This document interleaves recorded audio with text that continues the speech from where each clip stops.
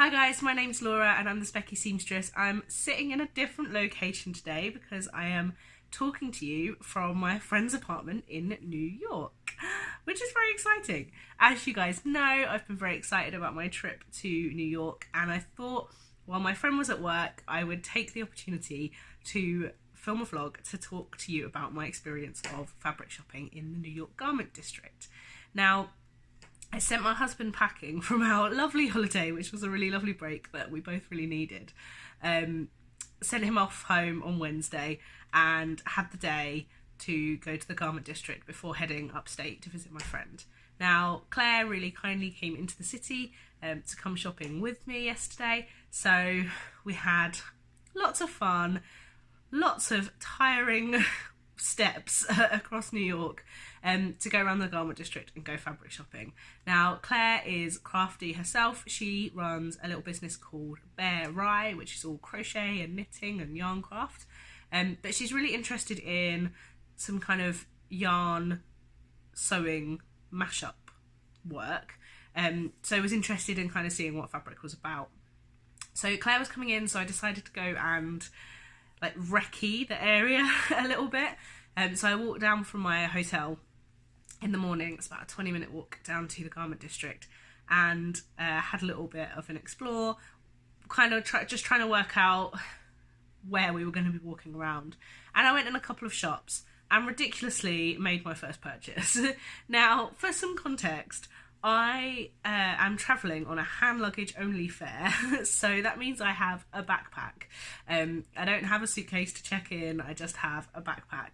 Now, I did pack up most of my clothes to send to my send home with my husband, so Nick took a very full backpack home with him, which was great because it freed up a little bit of space in my bag. And I did know that I already had some fabric waiting for me at Claire's house, which I will be filming a vlog for you hopefully over the next couple of days as well, to show you all of the amazing goodies that were here waiting for me. So I knew I didn't have loads of space, and I'd sort of decided, you know what, I have access to lots of fabric shops at home. I also have a lot of fabric. I'm also about to have an operation on my wrist and I won't be sewing for several weeks. I need to be realistic about what I buy. I need to be sensible and restrained. Very unlike me in a fabric shop. But I really needed to kind of think about what I was buying. And so I had decided that anything heavyweight was off limits. You know, all of the beautiful wools and tweeds and things, they're lovely, but you can get them at home, and you know, they're going to be difficult to carry. So I was kind of limiting myself to lighter weight fabrics, and the kind of criteria had to be something that I couldn't get at home, that I'd not seen before, you know, something a bit different. And I'm really pleased I went in with that attitude. I didn't go in looking for anything in particular, which I know is like the opposite of what everybody tells you. If you're going to the New York garment district, if you're going to Mood, you have to know what you're looking for because it's so overwhelming. I did think that I don't like to limit myself like that when I'm shopping, because I like to just be able to look and see what catches my eye, and that's when I find the best things. But I do understand that attitude now, having been. I think that Goldhawk Road prepares you a little bit for that, because you're used to seeing fabric piled up against the wall and sort of having to work your way through narrow gaps and search through things.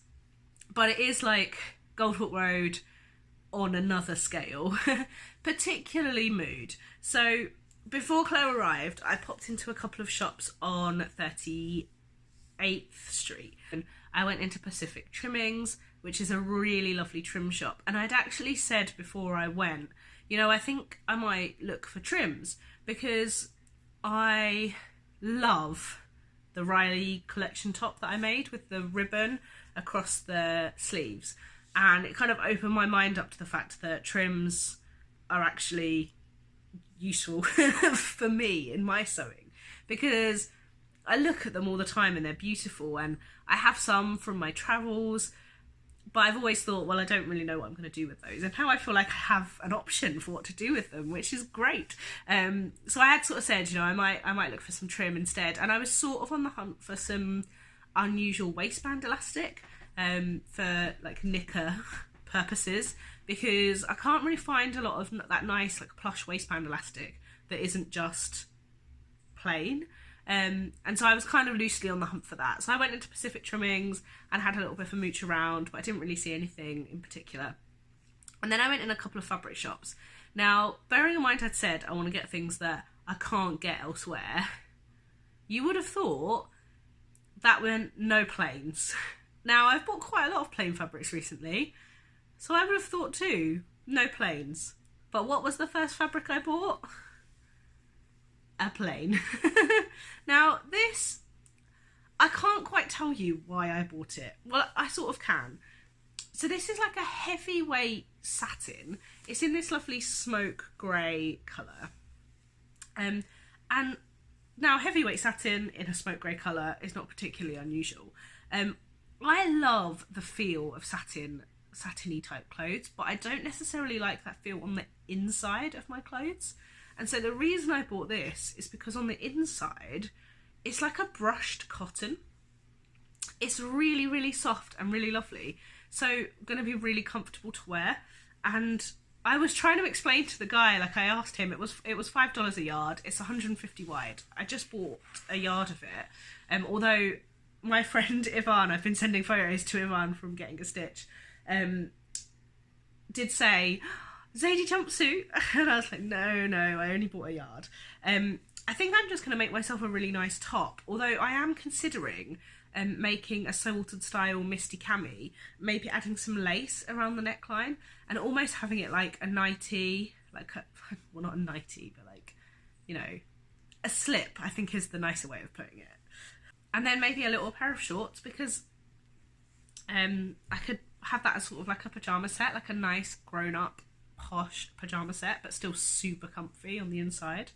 But then I could wear that slip as a top, like with a nice pair of jeans or something, for going out and for over the Christmassy, you know, festive season. So I'm thinking about that. But I just thought it was really nice, and for $5 for a yard, I thought, well, okay, why not? So I bought that. Now, the shops I went in before I met up with Claire were, I would say, similar to the sort of shops you get in Goldhall Road or Walthamstow Market. You know, fabric piled up on rolls against the wall, shelves of fabric stacked up as well. There's a lot of fabric, but it wasn't overwhelming. I felt like they were very similar. Lots of really sparkly, metallic, shiny, sequined fabrics, and kind of working your way back to the things that you kind of want to see. Not a lot of cottons. I think I'd heard before that weren't really a lot of kind of plain or printed cottons in the garment district, which you do get, you know, a fair amount of, I guess, on Goldhall Road and in Walthamstow Market and places like that. So I kind of wasn't expecting to see it, but yeah, it was kind of noticeable. So then I went and met with Claire, and I said to her, I think we should go to Mood straight after breakfast, because I've heard that Mood gets really busy, and I think we should go like early. And it was already kind of 11:15 by the time we got there, which I was a bit worried it would be quite busy, but it wasn't. I was kind of sad that the manual lift operator was gone, because you'd heard so much about it, but that's okay, I can press a button. Now, as I said, Claire runs a yarn craft business, and she doesn't really do any fabric shopping, so Mood was probably like the worst place to take her as a first experience of fabric shopping, because it is huge. I mean, it's absolutely massive. It was overwhelming, and I've heard people talk about how it's similar to if you run a fabric business and you go kind of wholesale shopping, and I think that I can totally see that. Like, we couldn't have seen every fabric in that shop if we'd have stayed there all day. I'll pop in a picture here, which was taken in the morning. It was the fabric you can see in that shop in the photo is probably a quarter, not even a quarter, of one floor of Mood, and Mood has 3 floors of apparel fabrics, as well as the first floor for American, which has like home fabrics and upholstery fabrics. It was so gigantic. On the kind of floor as you enter, so you go up to the 3rd floor in the lift to get into Mood, and on that floor there's lots and lots of silks and silk chiffons that are all like ex-designer. Now on their website they mostly just say like famous London designer or famous New York designer, but in the store they do have the labels as to where they've actually come from, and it seemed like me and Claire both naturally gravitated towards the Anna Sui. I should look that up. Fabrics. So we were all to the point where every fabric we pulled out, we were like, "Is it Anna? Is it Anna? Is it her?" Because she seemed to have all the kind of naturally quirky things that we liked. Now, we spent well over an hour looking in Mood. We spent most of that time on the 3rd floor. We went down to the 2nd floor. There was again quite a lot of silk and silk chiffons and silk cotton mixes and silk voiles and things on the 2nd floor, which were some repeats from the 3rd floor, which then led us to more confusion because we were like, should we be here? I don't know, is this all repeats and we're just, you know, seeing things that we hadn't seen upstairs even though they were upstairs? Because there was so much. I mean, Claire had such an amazing eye. She was such a good person to go shopping with, because she knows me very well. We've known each other for a really long time. She has a very similar quirky taste to me, and she was picking up all kinds of cool, like amazing fabric. She really just had an eye for things. And what we did is we took some photos of some fabrics that we really loved, and then went away and looked at some other things. So we went away and we started to have a look at some other shops. Now, I started off being quite good and taking snaps of like where we went and what we saw in those shops, but I got less and less good at that the further we went. We mostly went up and down 38th and 39th Street, and we went in a few trimming shops. Claire was quite interested in some of the like patches, the iron-on patches and things, and some of the trims, but we didn't actually buy any trims, either of us, which, bearing in mind I went in saying that's what I kind of wanted, was a bit of a fail, but never mind. So we went around and had a look. Now, I went into Swan Fabrics. I do have where I actually bought things from, so, you know, I wasn't horrendous, not like Walthamstow. And I found literally in the doorway as we were leaving, I found this. This is beautiful. It's a little bit see-through. This is a silk cotton mix. It is the softest thing ever. Now, we know I like space. We know I like teal. Did you see that Claire coordinated for me and I coordinated with the blanket? And this, it just hits the bill, doesn't it? It's perfect. It's hits the bill? That's not what I meant, was it? Fits the bill. It's a little bit 80s, and I couldn't really decide what I was going to make with it. And I sort of said to Claire, you know, would I make a dress with this? And we sort of decided we thought it was a bit too all over for a dress, and it would be a bit 80s as a dress. So it's only 115 centimetres wide, and it was down from $25 a yard to $12 a yard. And I bought a yard because I thought I could make a top from it. And I thought like that would be a nice use for it. It is a little see-through, a little sheer, but against the skin I think it's fine, particularly because it's a dark background colour. And it's just so lovely. It'll be so lovely to wear. But as he was folding it up, I spotted a caught thread. Now, I'm not going to be able to find it now because it was quite small, but it did run across the whole length of the fabric.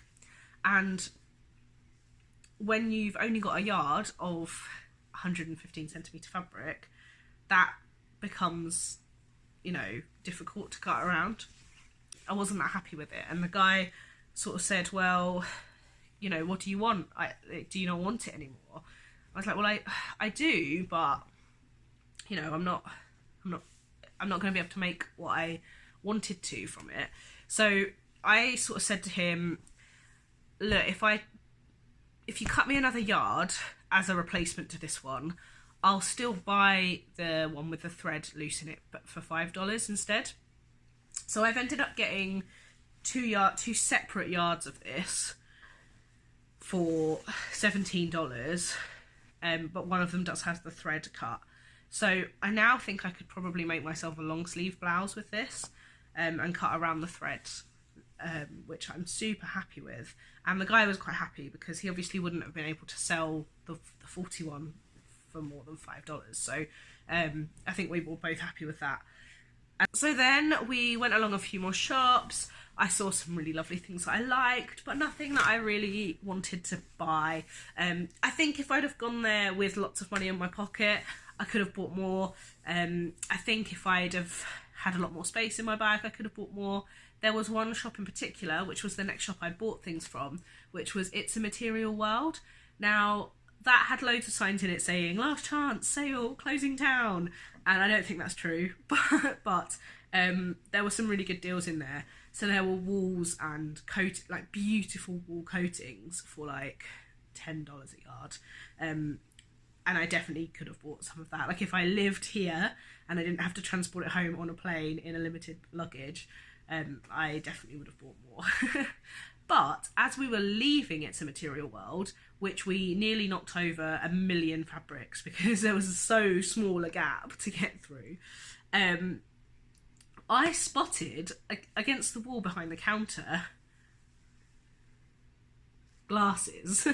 Now, I don't know how, because there was literally one pair of glasses poking out, and I had to scramble over some fabric to have a look and see if I'd actually seen it right. Now, this is silk. These were $10 a yard, and I say these because there was also this colour, which is like a mink stone type colour. Now, I really should have bought more of these. I regretted it almost instantly. This is it's just a stunning silk, really, really beautiful. This would make such a lovely scarf. I bought a yard in the end of the mink and half a yard of the blue. Now, I know that half a yard doesn't do very much, but I want to experiment a little bit more with colour blocking, which I'm going to talk about in a vlog in the next couple of weeks. And I just felt like this blue was so bright that I didn't think I would wear it enough if it was the whole garment. Now, I might regret that because teal is my favourite colour and this is pretty tealy, although it's just so bright and I was nervous about it. Now, Claire also wanted me to buy more of this, and I did not. I actually think I've got a little bit more than half a yard here, if I'm honest. In fact, I'm pretty sure I've got more than half a yard here. The only challenge with colour blocking this is that it's silk and you kind of want whatever else you make with it, like you pair it with, to be as lovely as this is. So I don't really know, but it's amazing and it will get wear of some kind. So we will go back to that. And yes, I bought a yard of this one because I thought it was more sensible.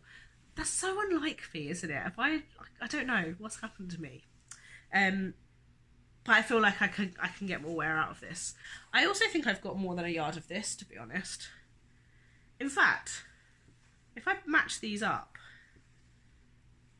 I just spent a really long time faffing around trying to line these up, but the result is I definitely have more than half a yard of the blue. So yeah, I will have to play around. I might have enough of this to make a little cami top, which would be really cute. And I could still layer it up with like a chunky cardigan or something in the winter. So it might still become a full garment, but not like a full sleeved garment. So by this point, we were tired. We were really tired. We'd done a lot of walking, we'd been in a lot of shops. So we went and had some lunch, and then we looked at the pictures that we'd taken in Mood and tried to decide what we were going to buy, and even if we were going to buy anything, because we were there were so many that we liked that it was actually really hard to choose. So we went back and I ended up buying 1.5 yards of this, which I don't think I'm going to be able to show you very well on the camera. Or maybe I will. It's a silk cotton mix, and it's not as soft as some of the others, but this is an Anna Sui fabric. Anna Sui, yeah. And it's got like sort of Art Deco-y style people, and then can you see it's got like cars, like old cars, and then it's also got the print then upside down as well. So it's quite quirky while still being quite sensible. I've said sensible way too many times in this vlog. Now this was $18 a yard.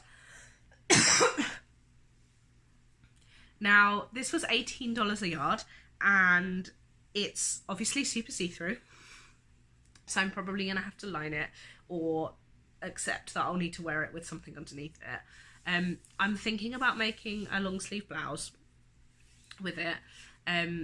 It's just so gorgeous, and so it just feels really like lush, and yeah, very excited about turning it into something beautiful. Now Claire bought a really, really lovely London fabric. Now I also nearly bought some of this, but I did decide that coming all the way to New York to buy London fabric was not the best idea in the world.